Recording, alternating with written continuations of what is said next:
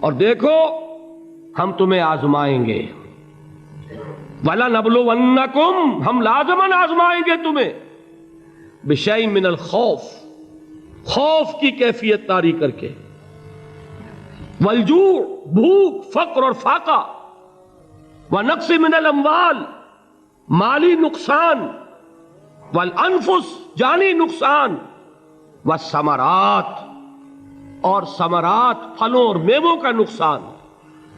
میرے نزدیک یہاں پر ثمرات کا مفہوم ایک اور بھی ہے۔ ایک تو صاف تھا کھجور کی فصل تیار ہے، غزوہ تبوک جانے کا حکم مل گیا، کون اتارے گا؟ اور کھجور وقت پر اتری نہیں، برباد ہو جائے گی۔ یہ ہو رہا ہے نا میووں کا نقصان۔ اور میرے نزدیک یہاں یہ بھی ہے، بسا اوقات بہت سی محنتوں کا نتیجہ انسان دیکھتا ہے کہ ضائع چلا گیا، میں نے 10 سال محنت کی، حاصل کوئی نہیں نکلا۔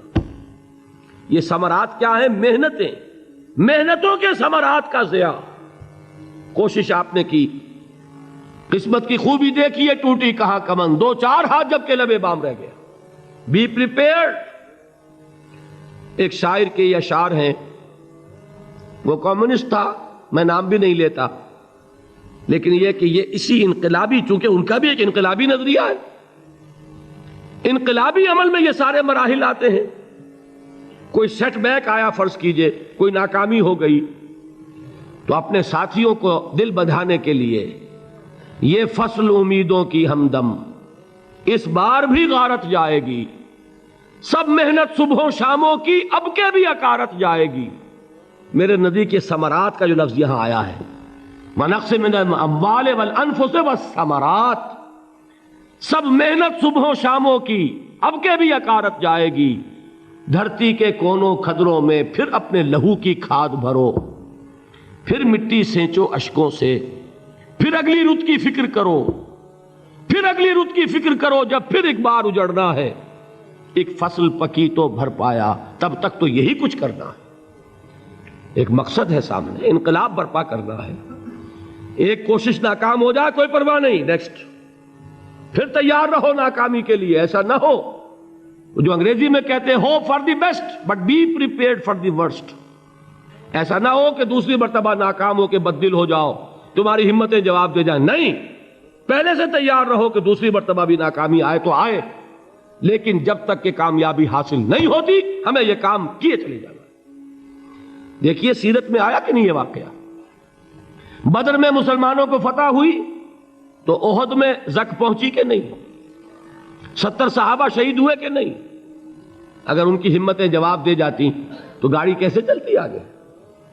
تو فرمایا وَلَنَبْلُوَنَّكُمْ بِشَيْءٍ مِّنَ الْخَوْفِ وَالْجُوعِ وَنَقْصٍ مِّنَ الْأَمْوَالِ وَالْأَنفُسِ وَالثَّمَرَاتِ، ہم تمہیں لازماً آزمائیں گے، خوف کی کیفیت سے، فقر و فاقے کی کیفیت سے، بھوک سے، جان کے نقصان سے، مال کے نقصان سے، محنتوں کے حاصل کے ضائع ہو جانے سے۔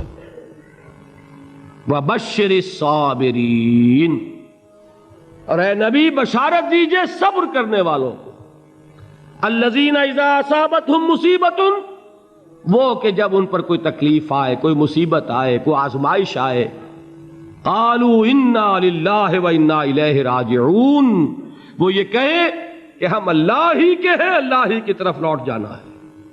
یہ وہی انداز ہے جو میں نے فارسی کا شعر سنایا تھا آپ کو کہ سرے تسلیم خم ہے جو مزاج یار میں آئے۔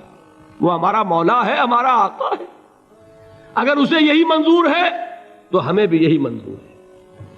میں نے تسلیم و رضا کی بات کی تھی نا، آپ کو کچھ شعر سنائے تھے، ایک شعر اور سنیے، اور یہ کس کا ہے؟ محمد علی جوہر کا۔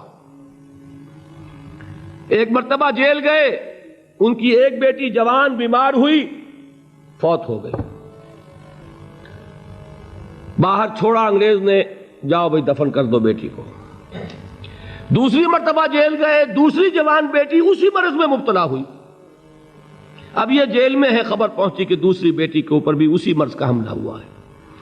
ایک نظم لکھی ہے جس کا آخری شعر یہ ہے، تیری صحت ہمیں منظور ہے لیکن اس کو نہیں منظور تو پھر ہم کو بھی منظور نہیں۔ یہ ہے، جب تک یہ کیفیت نہ ہو اس میدان میں آدمی ثابت قدم نہیں رہ سکتا۔ کہ میرے رب کو اگر یہ منظور ہے تو یہی مجھے منظور ہے، اور تیری صحت ہمیں چاہیے تو ضرور، لیکن ہمارے رب کو منظور نہیں تو ہمیں بھی منظور ہے۔ راضی برضائے رب۔ وبشر الصابرین الذین اذا اصابتهم مصیبۃ قالوا انا للہ وانا الیہ راجعون۔ نہ شود نصیب دشمن کے شود ہلاک تیغت، سر دوستہ سلامت کے تو خنجر آزمائی۔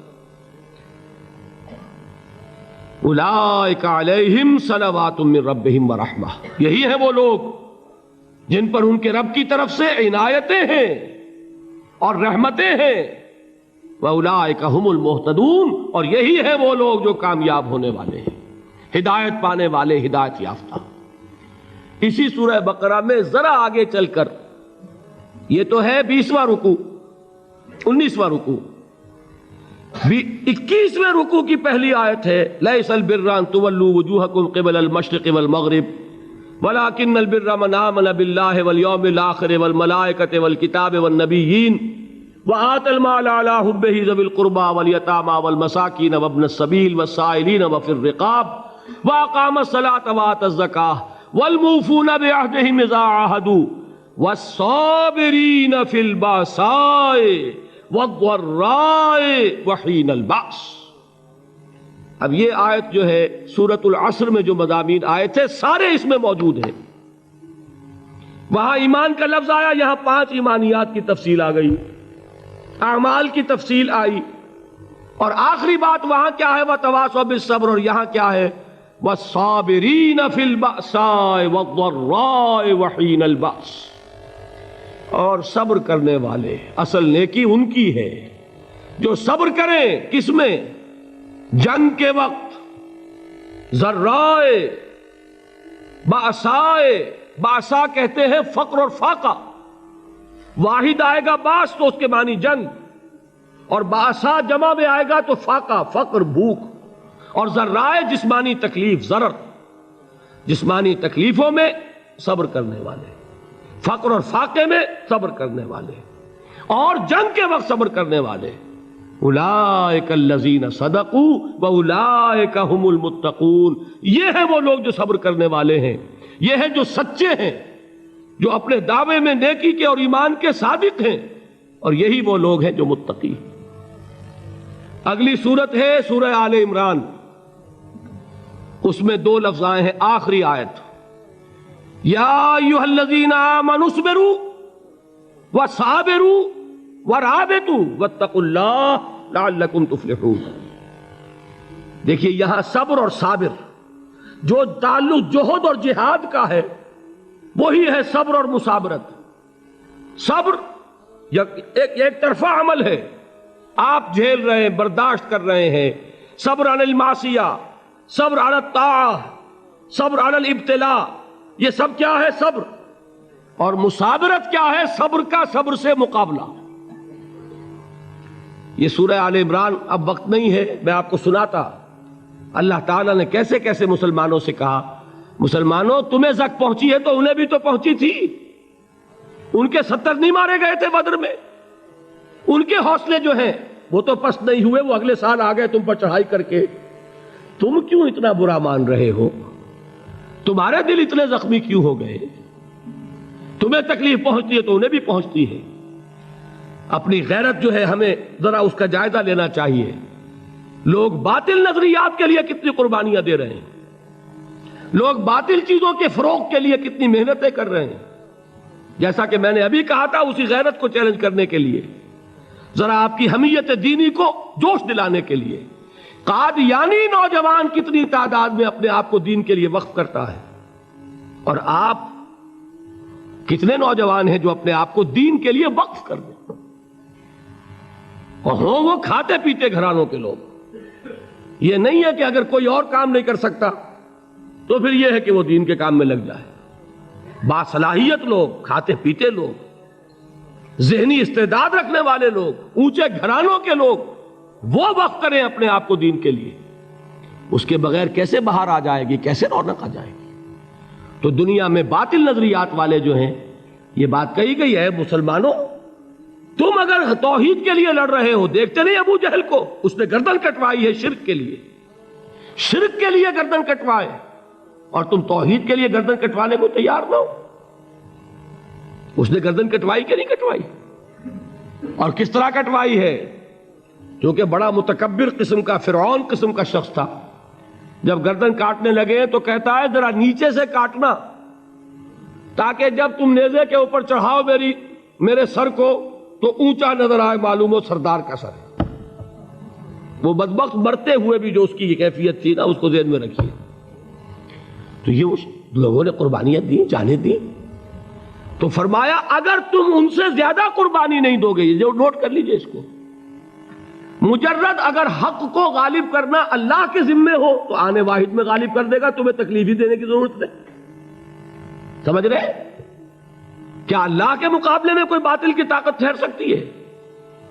یہ تمہارے ایمان کا امتحان ہے، یہ تمہارے خلوص کی آزمائش ہے، یہ تمہارے امتحان کا ثبوت درکار ہے کہ اللہ تعالیٰ دیکھنا چاہتا ہے تم اس کے لیے اپنی جانیں قربان کرنے کو تیار ہو کہ نہیں، تم اس کے لیے تن من دھن لگانے کو تیار ہو کہ نہیں.